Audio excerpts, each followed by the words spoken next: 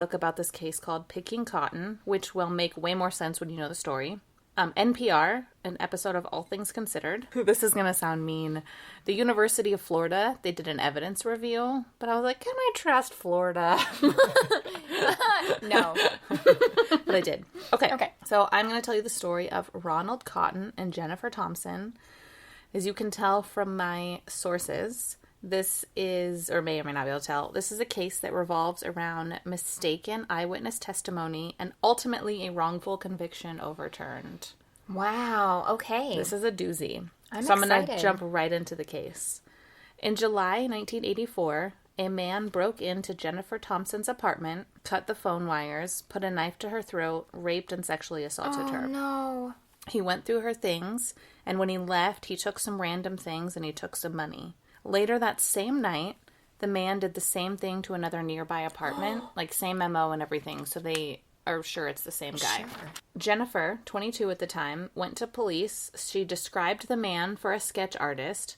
Police created a photo lineup of men that looked like the description, including 22-year-old Ronald Cotton, who had some previous, like, very minor run-ins with police. They released the sketch to the public, and they got an anonymous tip that Cotton, who worked at a seafood place, looked like the sketch.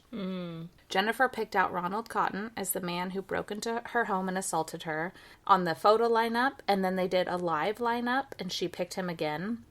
Picking Cotton. Yeah, that's what it's That's called. clever. So the book is called that.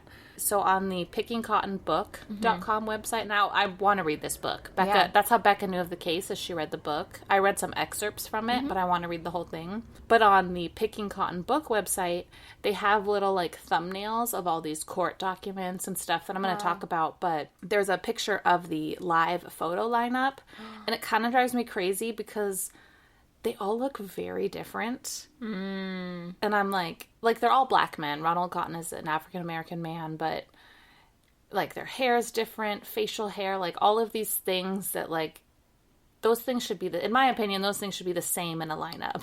You should have them similar enough to see if they can really differentiate. Right, like one man was like a foot shorter than everyone. Like seeing the live photo lineup kind of, it rubbed me the wrong way and like irked me. Jennifer recalls, this is a quote, "I was absolutely, positively, without a doubt certain he," referring to Ronald Cotton, "was the man who raped me, and nobody was going to tell me any different." Wow, at least she admitted it, I guess. Yeah. Because she didn't mean any malice. She No, was yeah. trying to get justice. I'll get into all this. Yeah, so Ronald was charged with sexual assault, burglary, and unlawful entry based on Jennifer's identification of him as her attacker. So I'm going to say first, so there were two trials, which I'll get into. The first trial, so remember there was Jennifer and then another woman who is not named, chooses not to be. First, that other woman thought it was someone else, described someone else. So at his first trial, it was just for Jennifer's rape. So the evidence brought to this trial, you'll fucking love this, included a flashlight found in Ronald's home that was identified as similar to the one the attacker used, and police said that the rubber on his shoes matched some of the rubber found at the crime scenes.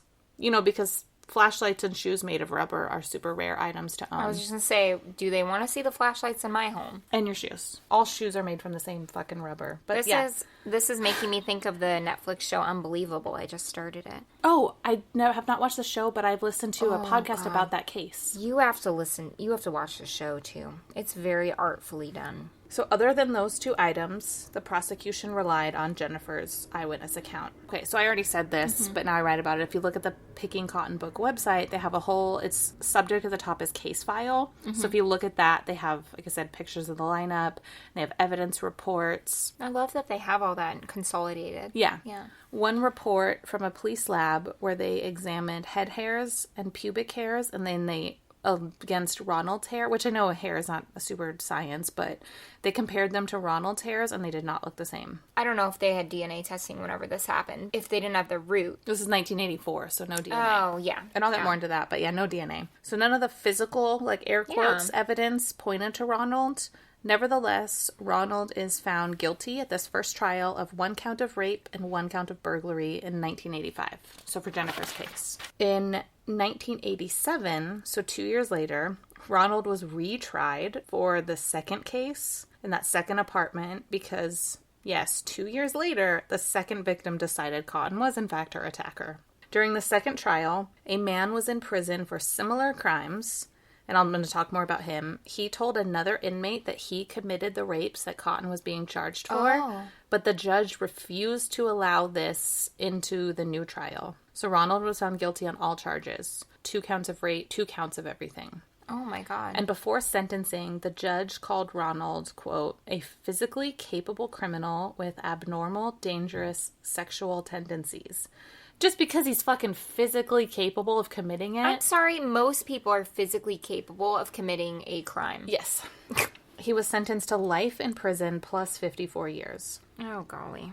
So mostly off of eyewitness testimony and some bullshit physical evidence. And but it's what you said is pubic hair or whatever hair they collected didn't even look like the one that they found. Correct. Ugh.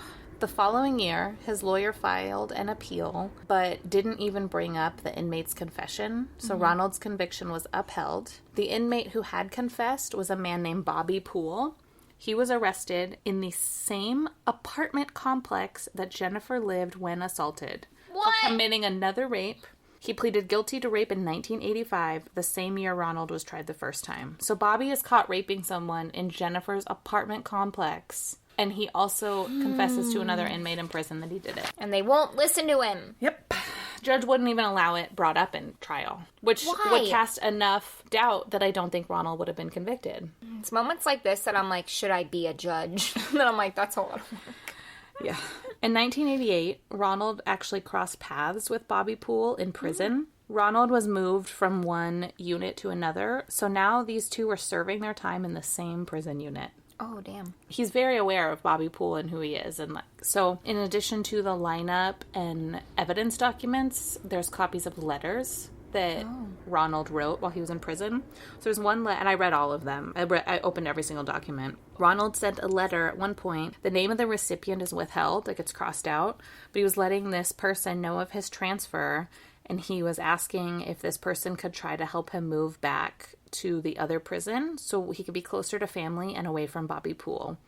In the letter, he was like, I'm serving time for something that he did, and he's right here. I have to look at him every day. And he also says that Bobby sent threatening messages to Ronald, like through other inmates. Like other inmates would come up and be like, I don't know what the message, but they'd be like, Bobby's gonna kill you. Like Bobby would use other inmates to send messages. What the hell, though? Bobby knows he did it.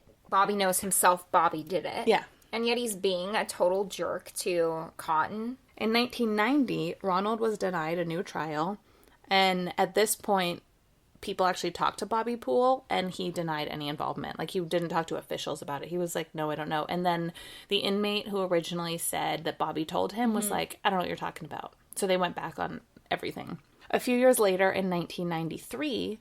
this part's kind of insane. Ronald was watching the O.J. Simpson trial unfold on TV. Hey. And this is where Ronald hears of a miraculous new miracle test about DNA. Oh. Like, brand, right. Mm-hmm. Which is crazy because we've had DNA, like, our whole lives. We've known about it. I feel like that'll be like the internet to our children. Yeah. Like, they'll be like, what? You were around before the internet? We're like, yeah.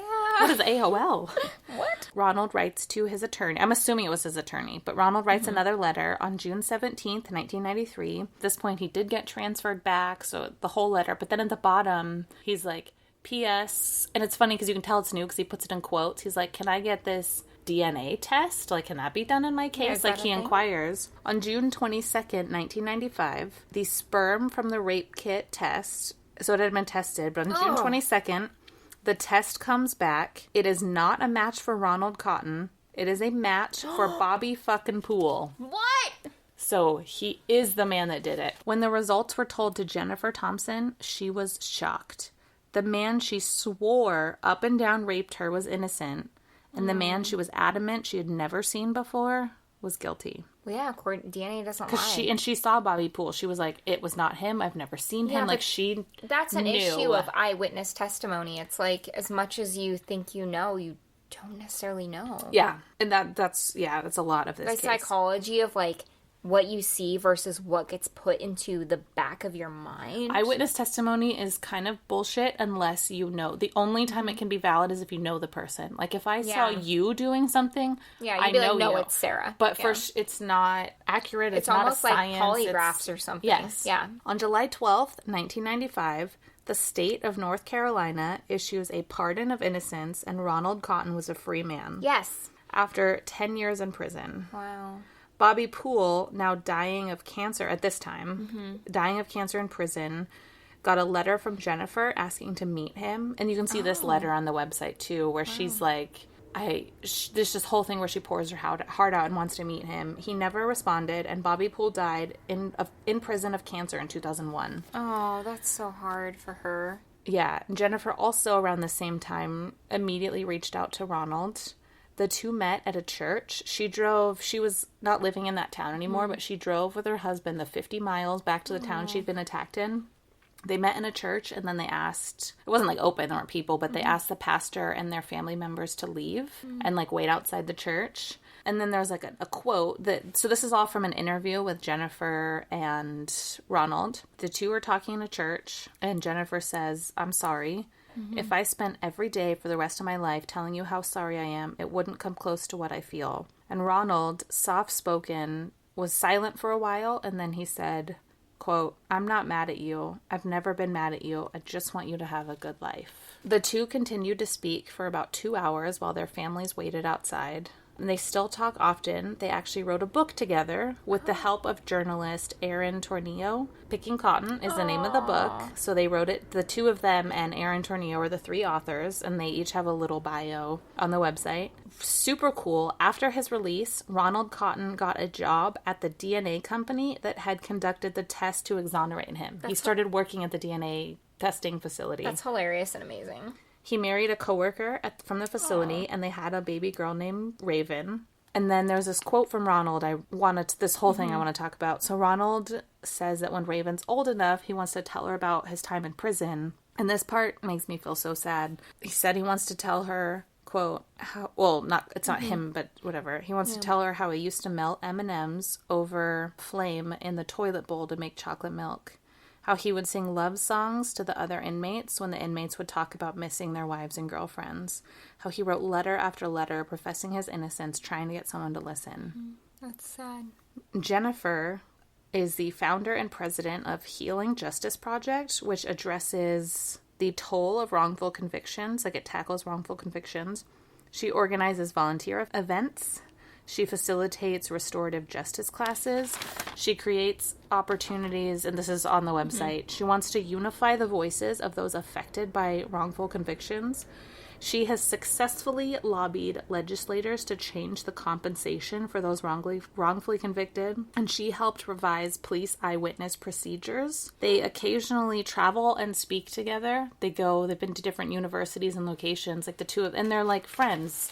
She said Ronald calls her up to see how she's doing. It is better now, but like back then, police would just, like, they didn't actually try to find someone who looked find the actual guy. They would be like, oh, this guy's been arrested and he kind of looks like the sketch. Look at this lineup. Oh, he did it. Yep, he did it. That's all we need. Like, it was very loosey-goosey. There wasn't a lot to it. It's crazy how far we've come. And it's not far enough. Yeah. But how far we've come. But so that is the crazy story of this man spent a decade in prison. And it could have, and honestly, if that one, do you ever think there's like these pivotal moments that change our life? But it's as simple as like, he happened to be keeping up with the OJ trial and learned about DNA and wrote. And then it still took a year. Like, if you notice the dates, the letter he writes asking for DNA is a year before the DNA results come back. Like, it's a long time. And maybe someone else would have, and the Innocence Project did step in at some point, but like, maybe they would have picked up his case without him writing. But maybe not. Well, but maybe it would have taken 10 more years. Like, just that one moment where he hears of DNA and he's like, hey, can we do that in my case? Like, he wrote letters over and over and over to anyone about his innocence, and people were like, he's in fucking prison, he's obviously guilty. But the whole trial is just so fucked, because it was just like, and I don't blame Jennifer, he doesn't blame Jennifer. She really, with her whole heart, not maliciously, believed it was him. And I cannot even imagine the guilt she feels that she shouldn't feel, because she was raped. Like, she was horrifically attacked. And she really thought it was him. Yeah. But it's just this horrible, sad story. And one of the things I read said he got $110,000 when he got out, which is not enough. Like, you should be taken care of for the rest of your life if this happened. Like, that should be a retirement plan for you. And that's why she worked with the legislators to get more compensate. Like, it's just